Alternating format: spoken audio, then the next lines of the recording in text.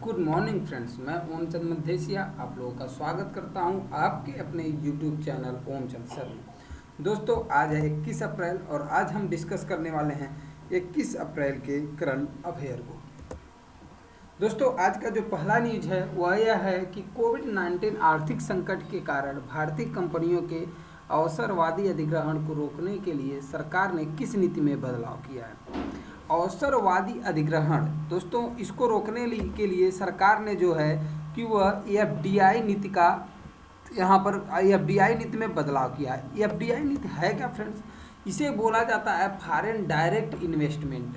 इसे foreign direct investment बोला जाता है, यानी कि इसके अनुसार विदेशी कंपनियां, कोई विदेशी कंपनी है, विदेशी कंपनियां यहाँ भारत में आकर के इन्वेस्टमेंट कर सकती हैं। इसी को ही बोला जाता है फॉरेन डायरेक्ट इन्वेस्टमेंट। ठीक है, तो आप इस समय समझ रहे हैं कि कोरोना की महामारी चल रही है। कोरोना की वजह से यहाँ का जो है ना, जो कंपनियां हैं उनकी आर्थिक स्थिति कमज़ोर हो गई है और जिसका लाभ उठाना चाहते हैं कुछ विदेशी लोग। जैसे कि मान लीजिए एग्जाम्पल ले लेते चीन का। देखिए, इस समय सारे देश परेशान है, पर चीन क्या है, इस समय बहुत ही अच्छे कंडीशन में है, अपने आप को सर्वाइव कर रहा है। ठीक है, तो वो क्या कर रहा है ना, चीन का यहाँ पर एक काम यह है कि वो भारत की जितनी कंपनियां सोच रहा है उसमें वो शेयर खरीद लेना चाहता है। अब जब वो शेयर खरीद लेगा फ्रेंड्स भारत के कंपनियों में, तो वह क्या करेंगे, वह शेयर खरीद करके उन कंपनियों को अपने अंडर में कर लेगा।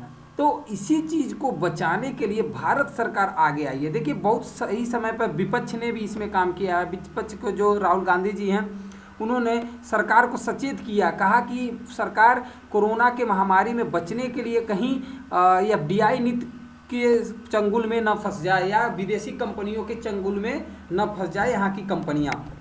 तो इन्हीं कंपनियों को बचाने के लिए भारत सरकार ने ये कहा कि अगर जैसे चीन जैसे देश या कोई अन्य भी देश जो कि इस समय आर्थिक स्थिति जिनकी सही है, उनसे यह कहा कि अगर आपको भारत में शेयर खरीदना है किसी भी कंपनी का, तो आपको हमसे पूछना पड़ेगा, हमसे पूछ करके ही आप शेयर खरीदेंगे, अन्यथा आप शेयर नहीं खरीद पाएंगे। तो ये नीति है दोस्तों, यहाँ पर एफडीआई के द्वारा भारत सरकार, केंद्र सरकार के द्वारा ये नीति, इसमें बदलाव किया गया है जो हमारा एफडीआई नीति है उसमें। और एफडीआई होता क्या है दोस्तों, ये मैंने बताया कि विदेशी कंपनियां, इसके द्वारा कोई भी विदेशी कंपनी भारत में आकर के इन्वेस्टमेंट कर सकती है, उसका शेयर खरीद सकती हैं। ठीक है, तो यहाँ पर देखिए शेयर दो प्रकार से इसमें निवेश किया जा सकता है। एक ग्रीन फील्ड निवेश होता है और एक पोर्टफोलियो निवेश होता है। ग्रीन फील्ड निवेश क्या होता है दोस्तों, इसके तहत दूसरे देश का कोई शख्स कंपनी भारत में नई कंपनी खोल सकता है।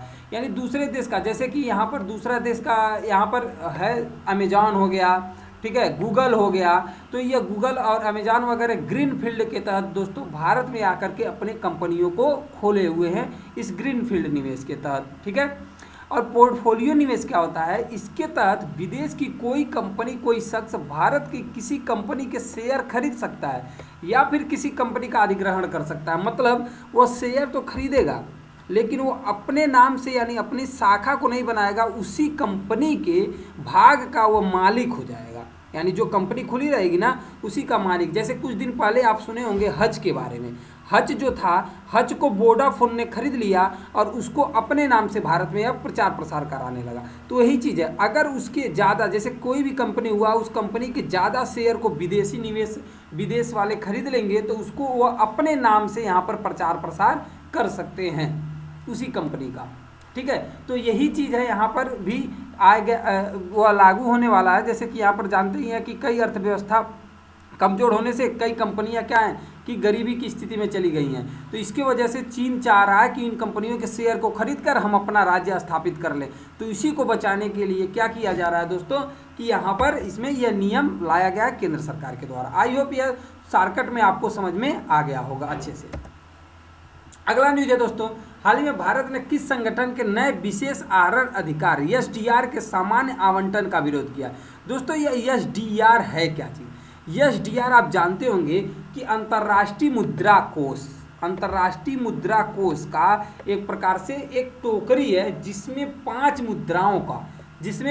मुद्राओं का समन्वय किया गया है। यानी इसमें 5 मुद्राएं डाल दी गई हैं और उन्हीं 5 मुद्राओं से आप पूरे विश्व में कहीं पर भी अगर आपको मार्क या आयात या निर्यात करना है तो इन्हीं 5 मुद्राओं के सहायता से आप कर सकते हैं। पहले क्या होता था जो दोस्तों, जब आईएमएफ स्थापित नहीं हुआ था तो उस समय अंतर्राष्ट्रीय व्यापार कैसे होता था? सोना से होता था। किससे होता था? गोल्ड से। उस समय अंतर्राष्ट्रीय व्यापार जो होता था वह गोल्ड से होता था। लेकिन जब आईएमएफ जब 1944 के बाद सेकेंड वर्ल्ड वॉर के समय ब्रिटन वुड्स सम्मेलन के बाद आईएमएफ का स्थापना जब किया गया ना फ्रेंड, तो वह 1945 में इसकी स्थापना की गई थी। तो 1945 के बाद एक नियम लाया गया कि इसमें 5 देश की, जो कि 5 देश जो शीर्ष देश थे, जो कि उस समय बहुत ही ज़्यादा बलवान देश माने जाते थे, उन 5 देशों के मुद्राओं को एक टोकरी में डाला गया। एक प्रकार से समझ लीजिए, एक टोकरी में डाला गया और इसी टोकरी को ही एसडीआर बोला गया। 5 और यह टोकरी है क्या चीज़? 5 मुद्राओं यानी 5 देश के मुद्राओं का समन्वय है यह टोकरी। बस ऐसे सिंपल शब्दों में समझिए। अगर यहाँ पर देखा जाए आईएमएफ का पूरा नाम क्या है? इंटरनेशनल मॉनेटरी फंड है, तो आपको पता होगा। दोस्तों इसमें हुआ क्या ना कि यहाँ पर एसडीआर में यह भारत इसका विरोध क्यों किया पता है आपको? भारत और अमेरिका, यूएसए दोनों ने विरोध किया है। भारत और यूएसए दोनों ने विरोध किया है। कारण यह है ना इसका विरोध करने का कि यहाँ पर देखिए, अगर आईएमएफ के पास इस समय, सिंपल शब्दों में समझिएगा, आईएमएफ के पास इस समय जो मुद्रा है ना, वो पता है आपको कितना है? इस समय जो है उसके पास एसडीआर टोटल 477 बिलियन है। ठीक है, 477 बिलियन एसडीआर है। और ये एसडीआर किन किन मुद्राओं में है पता है आपको? यूएस डॉलर, यूरो, जापानी येन, चीनी युआन और पाउंड स्टर्लिंग। ठीक है, ये 5 मुद्राएं हैं जो एसडीआर के टोकरी में निर्धारित किया जाता है। यानी एसडीआर में माना गया है आईएमएफ के पास एक मुद्रा है एसडीआर मुद्रा। इन एसडीआर में, इसी एसडीआर में ही आप क्या कर सकते हैं? पूरे विश्व में अंतर्राष्ट्रीय लेन देन कर सकते हैं इन्हीं मुद्राओं में। यह नहीं है कि आप भारत के रुपया से ही दूसरे के देश के किसी भी चीज़ों को खरीद लेंगे, क्योंकि भारत का रुपये का मूल्य तो वैसे ही कम है। तो इसलिए क्या है, एक नियम बनाया गया कि इन्हीं आपको क्या करना पड़ेगा? इसी में ही कन्वर्ट करना पड़ेगा पैसे को, और इसी के द्वारा आप खरीद बिक्री कर सकते हैं, अपना लेन देन अंतर्राष्ट्रीय व्यापार में कर सकते हैं।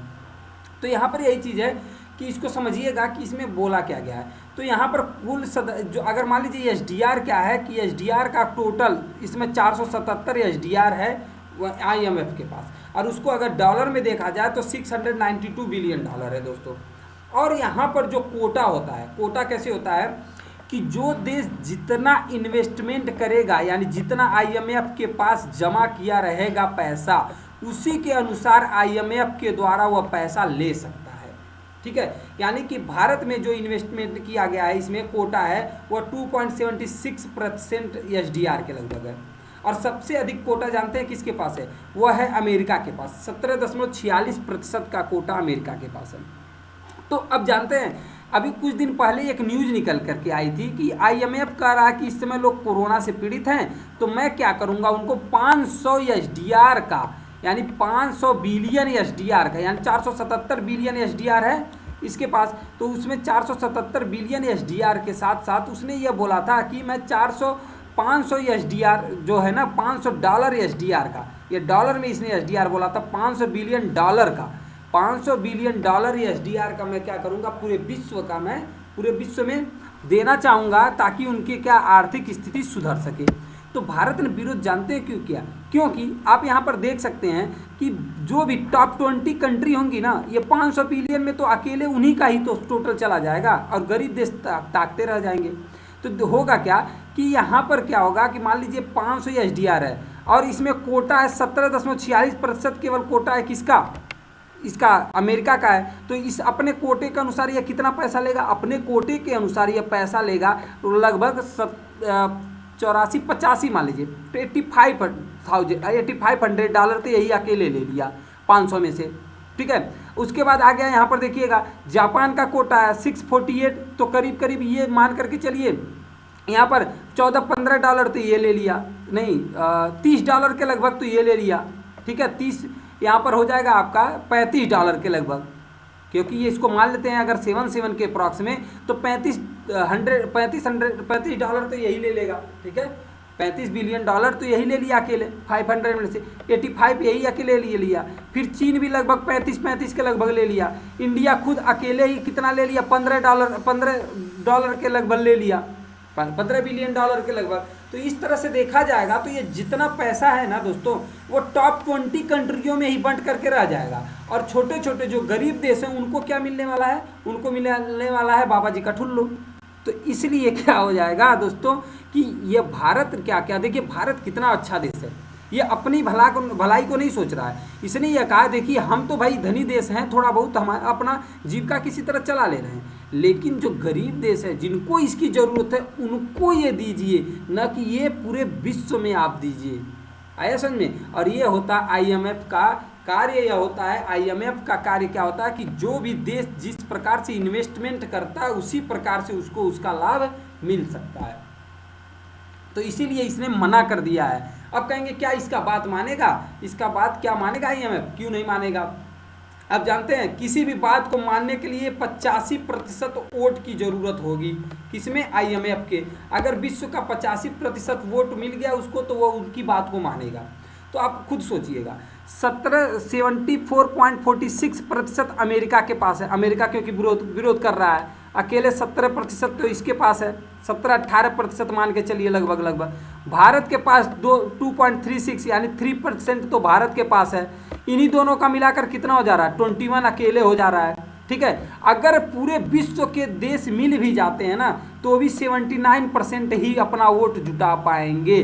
तो और IMF को बात को मानने के लिए कितने परसेंट वोट की ज़रूरत होगी, 85, और वो 85 पूरा ही नहीं हो पाएगा। ये दो देश यानी कि अमेरिका और भारत ही निगलेक्ट कर दिए तो 21% तो ऐसे ही चले गए, तो भारत इनकी बात को ये मानेगा नहीं। तो इसने क्या किया, भारत और अमेरिका ने इनको फंसा दिया है IMF वालों को। यानी अब यह बात पक्का 100% यह नहीं हो पाएगा कि ये $500 का सहायता, वित्तीय सहायता प्रदान करेगा पूरे विश्व में। ठीक है, तो यह क्यों नहीं भारत चाहता और क्यों अमेरिका नहीं चाहता, आई होप ये आपको समझ में आ गया होगा यह बात। ठीक है, आगे बढ़ते हैं अब अगले न्यूज़ की तरफ। फिर देखिएगा यहाँ पर IMF के बारे में अगर देखा जाए तो 189 देशों का संगठन ये IMF बन चुका है, और जिसमें 44 संस्थापक सदस्य देश थे। स्टार्टिंग में 44 संस्थापक सदस्य देश थे, और यहाँ पर जिसमें भारत भी था, भारत भी उस समय था इसमें, और वर्तमान में ये 189 देश इसमें हो चुके हैं। आप स्क्रीनशॉट ले करके इसके बारे में और अच्छे से पढ़ सकते हैं। ठीक है, और दोस्तों ये है फास्ट करंट अफेयर का सेशन। इसको और डीपली में अगर जाना है तो प्लीज़ मेरे हर सेशन का डीपली अध्ययन जरूर देखा दीजिए। डीपली एनालिसिस में लेकर के आता हूँ हर एक यहाँ पर कंटेंट का, यानी कि हर एक न्यूज का, जितना भी न्यूज होता है ना, शाम तक मैं इसका डीपली सेशन भी इसमें अपलोड कर देता हूँ यूट्यूब पर। उसको देखा करिए, आपके लिए बहुत ही फायदेमंद होने वाला है।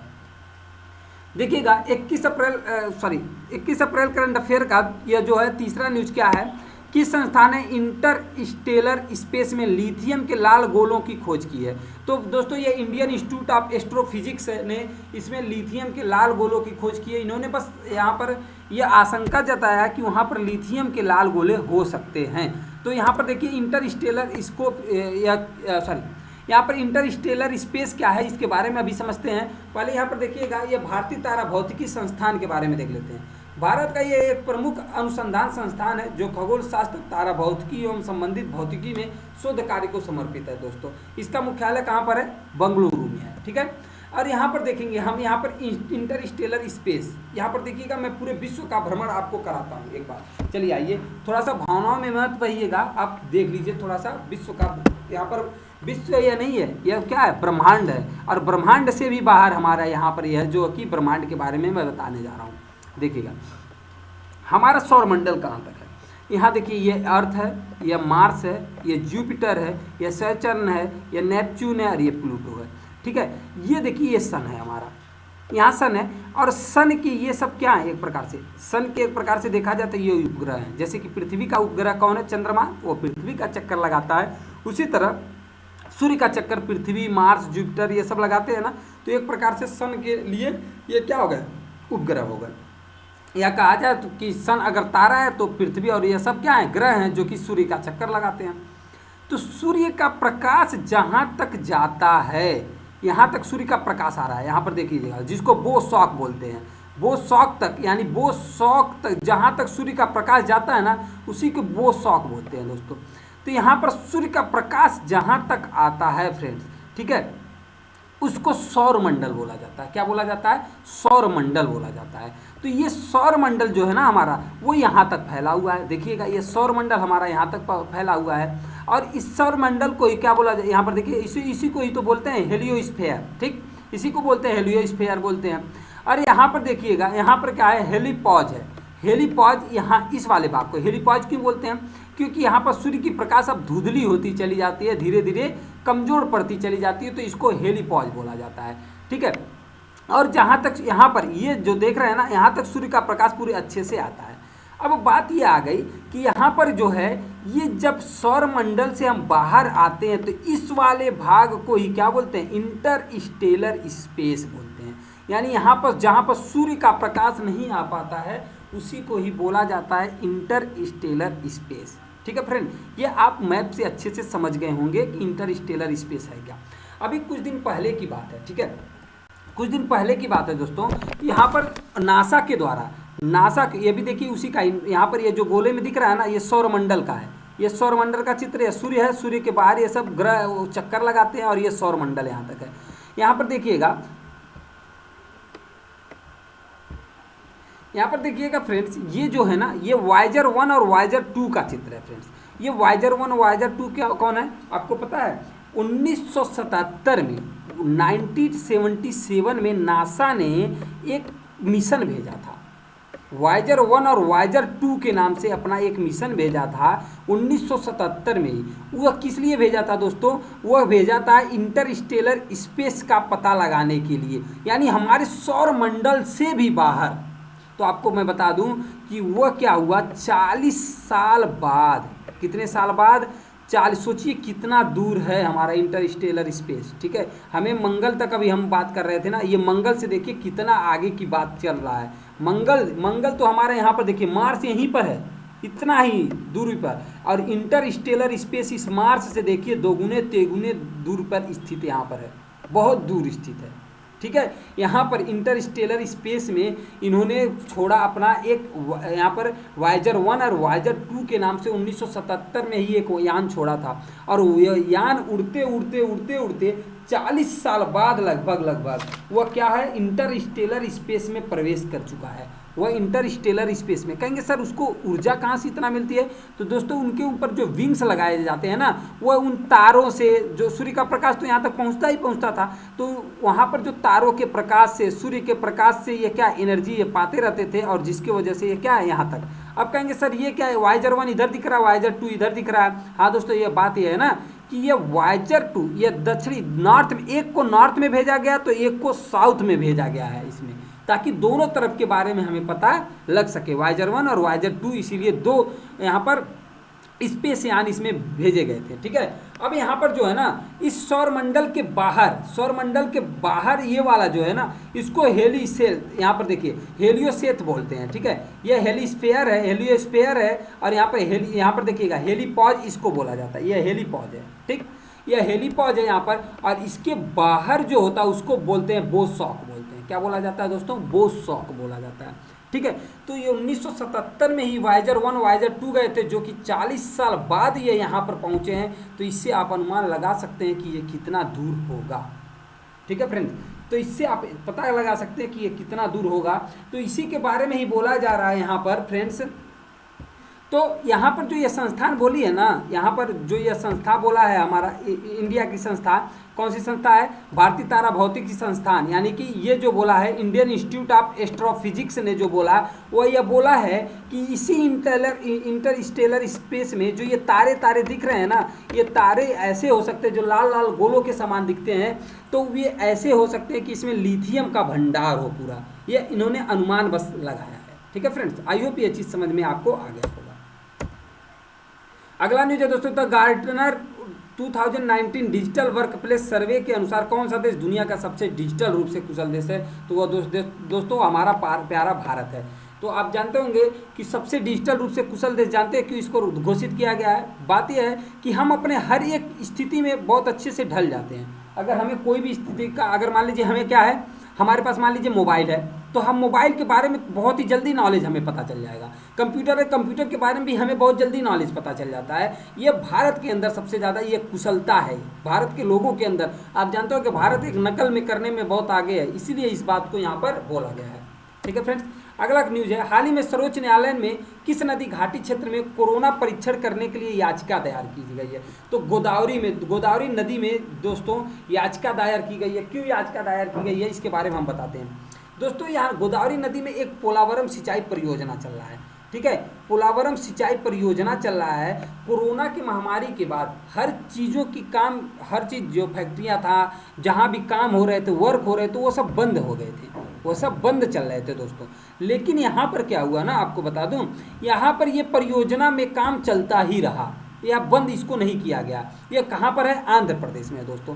आंध्र प्रदेश में गोदावरी नदी पर पोलावरम सिंचाई परियोजना किया हो रहा है। आपको मैं बता दूं कि इस गोदावरी नदी पर ना 2 परियोजनाएं चलाई जा रही हैं। अभी उसके बारे में बात करेंगे, पहले इसके बारे में बात कर लेते हैं कि ये पोलावरम सिंचाई परियोजना है क्या। आप बता दें आपको, इसमें एक क्या टनल बनाया जा रहा है, टनल बनाया जा रहा है। टनल के माध्यम से, यानी एक प्रकार से सुरंग के माध्यम से कृष्णा नदी, गोदावरी नदी को कृष्णा नदी से जोड़ने का काम किया जा रहा है।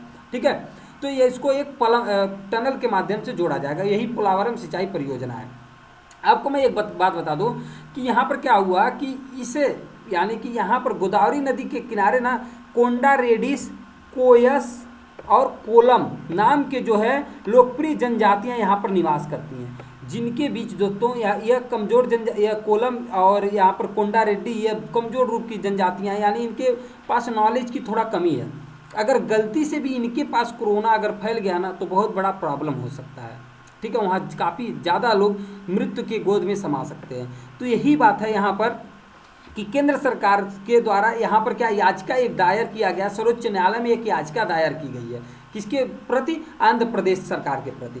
देखिए, ये इसलिए कहा गया कि यहाँ पर इनको क्या है कि यहाँ पर काफ़ी श्रमिक जो है ना, यहाँ पर बहुत बड़ी संख्या में प्रवासी श्रमिक पर इस स्थल पर काम कर रहे हैं। और जब यहाँ पर काम कर रहे हैं तो बिना सैनिटाइजर और बिना मास्क के काम कर रहे हैं। और यहीं पर इनके नज़दीक में ही ना कि आदिवासी लोग यहाँ पर निवास करते हैं। और जब आदिवासी लोग निवास करते हैं, गलती से भी अगर किसी आदिवासी को कोरोना अगर फैल गया तो यहाँ पर कोरोना की बीमारी फैलने में देरी नहीं लगेगी।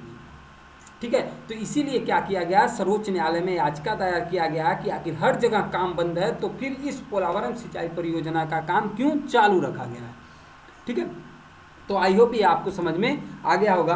अब गोदावरी नदी की यहाँ पर देखिएगा, यहाँ उद्गम स्थल नासिक है। जो गोदावरी नदी हमारी निकलती है वो कहाँ से?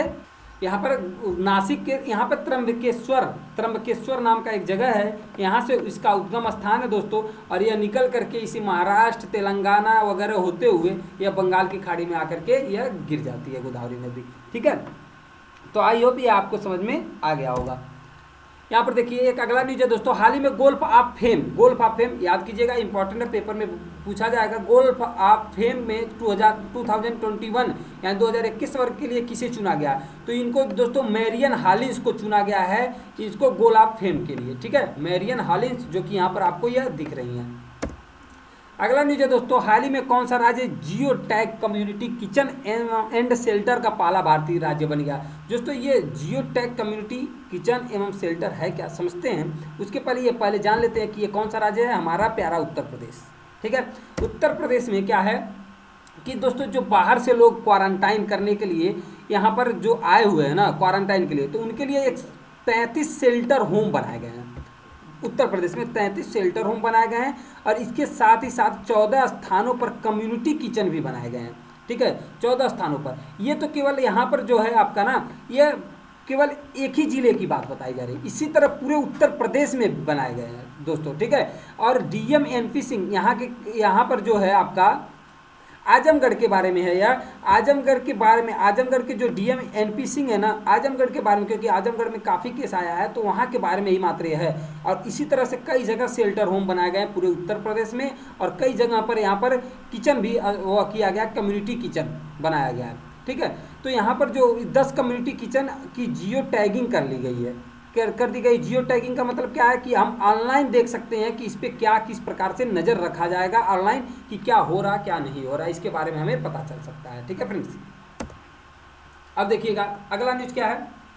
हाल ही में किसे दक्षिण अफ्रीका के क्रिकेट निदेशक के रूप में नियुक्त किया गया? तो दोस्तों ग्रिम स्मिथ को दक्षिण अफ्रीका के क्रिकेट निदेशक के रूप में नियुक्त किया गया है। यह है ग्रीन स्मिथ जी, इनका नाम है ग्रिम क्रेग स्मिथ। ये दक्षिण अफ्रीका के पूर्व क्रिकेट खिलाड़ी हैं, कमेंटेटर भी रह चुके हैं और सभी प्रारूपों में दक्षिण अफ्रीका के लिए खेल चुके हैं। 2003 में उन्हें सान पोलाक के बाद राष्ट्रीय टीम के कप्तान के लिए नियुक्त किया गया था और 2014 में अपनी सेवानिवृत्ति तक टेस्ट क्रिकेट में कप्तान का पदभार इन्होंने संभाला था। अगला न्यूज है दोस्तों, सेना ने दिल्ली का कौन सा संगरोध केंद्र अपनी देखरेख में लिया है? तो दोस्तों ये नरेला वही जगह याद कीजिएगा जहां पर रखा गया है किसको? जमातियों को रखा गया है, जहां पर जमातियों को रखा गया है। और यहां पर 932 मरकज के लोग, इस सेंटर में 932 मरकज के लोगों का ध्यान रखा जा रहा है और 367 लोग जिसमें से कोरोना पॉजिटिव है। तो यहाँ पर देखिएगा ये सब बड़ा ही नौटंकीबाजी करते थे ना मरकज वाले, ये क्या नर्सों को छेड़खानी करते हैं, नर्सों का थूकते थे डॉक्टरों के ऊपर। तो इसीलिए यहाँ पर क्या ला दिया गया है? सेना को ला दिया गया है, अब करो बढ़िया से, अब तुम्हारा इलाज होगा। इसलिए क्या किया गया यहाँ पर उनके हवाले कर दिया गया, किसके अलावे? आर्मी के अलावे, सेना के अलावे हवाले। ठीक है दोस्तों, तो अब बढ़ते हैं, देखिएगा आज के ट्रिक। ये था हमारा आज तक का न्यूज, आज का जो इम्पोर्टेंट था। आई होप आपको समझ में आया होगा। लेकिन अगर इस न्यूज को दोस्तों डीपली एनालिसिस, देखिए मैं बता दूं क्यों डीपली एनालिसिस जरूरी है। दोस्तों आप तैयारी कर रहे हैं किसी भी एग्जाम का, मैं बता दूं आपको, तो उस एग्जाम को बीट करने के लिए आपको ना बिना करंट अफेयर के, बिना साइंस के, बिना स्टैटिक पार्ट के आप उसको बीट नहीं कर पाएंगे, चाहे छोटा एग्जाम हो चाहे बड़ा एग्जाम हो।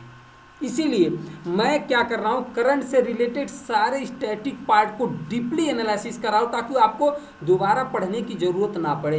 इसीलिए आप डीपली एनालिसिस देखेंगे, आपको बड़ा ही मज़ा आने वाला है दोस्तों। आप शेयर किए बिना नहीं रह पाएंगे, लाइक किए बिना नहीं रह पाएंगे अगर डीपली एनालिसिस को देखते हैं, क्योंकि मैं उसमें हर इंपॉर्टेंट फैक्ट को डिस्कस कर लेता हूँ। आप कहेंगे सर ये क्या था, ये डीपली नहीं था? नहीं दोस्तों, ये डीपली नहीं था, ये तो मात्र क्या है, फास्ट टाइप से मैंने बता दिया हर न्यूज़ से रिलेटेड वो छोटे छोटे फैक्ट, जो जैसे जैसे न्यूज़ निकल कर आए उस तरह से। अब उस न्यूज़ के अंदर घुस करके किस प्रकार से हमें पढ़ना है, कैसे क्या करना है, इसके बारे में मैं आपको बताऊंगा। तो इसलिए डीपली सेशन देखिए, मैं जल्द ही उस डीपली, देखिए हर न्यूज़ का डीपली सेशन मैं ला रहा हूँ। अब आज यहाँ पर हर शाम को उस न्यूज़ का, जैसे आज शुरू या सवेरे न्यूज़ में जो अपलोड करूँगा वो फास्ट सेशन होगा, और जो शाम को मैं न्यूज़ अपलोड करूँगा वो कैसा सेशन होगा दोस्तों, उसी न्यूज़ का डीपली एनालिसिस होगा।